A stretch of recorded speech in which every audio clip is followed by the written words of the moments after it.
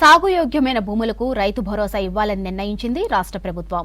రైతాంగానికి పెట్టుబడి సాయం కింద ఏటా ఎకరానికి 12,000 ఇవ్వనుంది సర్కార్. ఇక గ్రామీణ ఆర్థిక వ్యవస్థ బలోపేతం, ఆహార భద్రత కల్పించటమే లక్ష్యంగా మార్గదర్శకాలు జారీ చేసింది. సాగుయోగ్యం కాని భూములను గుర్తించేందుకు ఫీల్డ్ వెరిఫికేషన్ టీమ్స్ ను రంగంలోకి దించింది. ఈ నెల 26 నుంచి రైతు భరోసా అమలు చేయనుంది ప్రభుత్వం.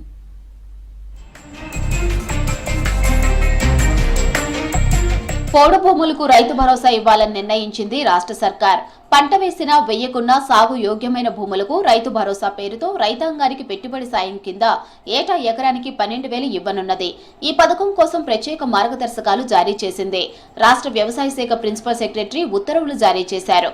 గ్రామీణ ఆర్థిక వ్యవస్థను బలోపేతం చేయడానికి, ఆహార భద్రత కల్పించేందుకు చేపట్టిన ఈ కార్యక్రమాన్ని ఈ నెల 26 నుంచి సర్కార్ అమలు చేయనుంది. భూభారతి పోర్టల్లో నమోదైన వ్యవసాయ యోగ్యమైన భూమి విస్తీర్ణం ఆధారంగా పట్టాదారులకు రైతు భరోసా సాయం అందించానన్నారు. రాళ్లు, రప్పలు, బోర్లు, గుట్టల వంటి వ్యవసాయ యోగ్యం కాని భూములను రైతు భరోసా నుంచి తొలగించాలని నిర్ణయించింది సర్కార్. రిజర్వ్ బ్యాంక్ ఆఫ్ ఇండియా ఆధ్వర్యంలో నిర్వహించే డైరెక్ట్ బెనిఫిషియర్ ట్రాన్స్ఫర్ ద్వారా రైతుల బ్యాంకు అకౌంట్లో రైతు భరోసా నిధులు జమ చేయనున్నారు. రాష్ట్ర వ్యవసాయ శాఖ డైరెక్టర్, రాష్ట్ర ప్రభుత్వం ఈ పెట్టుబడి సాయం పథకాన్ని అమలు చేస్తారు. నేషనల్ ఇన్ఫర్మేటిక్స్ సెంటర్ ఐటీ భాగస్వామిగా ఉంటూ ఈ పథకం నిధుల ప్రక్రియ వంటి కీలక బాధ్యతలు నిర్వహిస్తుంది. ఆయా జిల్లాలకు సంబంధించిన పథకం అమలు, ఫిర్యాదుల పరిష్కార బాధ్యతలు కలెక్టర్ నిర్వహిస్తారు. ఎలాంటి సమస్యలు వచ్చినా వారు పరిష్కరించనున్నారు. రాష్ట్రంలో పథకం అమలుకు సంబంధించి బాధ్యతలను అగ్రికల్చర్ డైరెక్టర్ నిర్వహించనున్నారు. సాగు యోగ్యత లేని భూములను గుర్తించేందుకు ఫీల్డ్ వెరిఫికేషన్ టీమును రంగంలోకి దించుతున్నారు.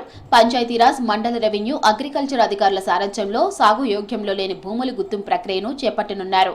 పంచాయతీ సెక్రటరీ, ఏవోలు, ఆర్ఐలు ఫీల్డ్ వెరిఫికేషన్ టీం లీడర్స్ ఉంటారు. ఫీల్డ్ వెరిఫికేషన్ టీంలో revenue village assistant, GPS, field assistant, RA, ఏఈఓలు సభ్యులుగా ఉంటారు. జిల్లా కలెక్టర్ సారథ్యంలోని డీఏఓలు, ఎంపీడీఓలు, ఇతర ఉన్నతాధికారులు ఈ టీమ్స్ ను పర్యవేక్షిస్తారు. ఫీల్డ్ వెరిఫికేషన్ టీములు విలేజ్ ఎక్కడెక్కడ నాన్ అగ్రికల్చర్ ల్యాండ్లు ఉన్నాయో గుర్తిస్తాయి. ప్రతి గ్రామంలో వ్యవసాయ విస్తరణాధికారి, రెవెన్యూ ఇన్స్పెక్టర్లు బృందంగా సర్వే చేస్తారు. ఆయా గ్రామాల్లోని ఆర్ఓఆర్, పట్టాదారు పాస్ పుస్తకాల జాబితాను పరిశీలిస్తారు.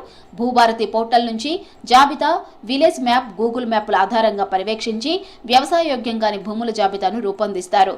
దాని ఆధారంగా తహసీల్దార్, వ్యవసాయ అధికారులు సంయుక్తంగా జాబితాలోని సర్వే నంబర్లో ఉన్న భూములను పరిశీలించి వ్యవసాయ యోగ్యం కాని వాటిని గుర్తిస్తారు.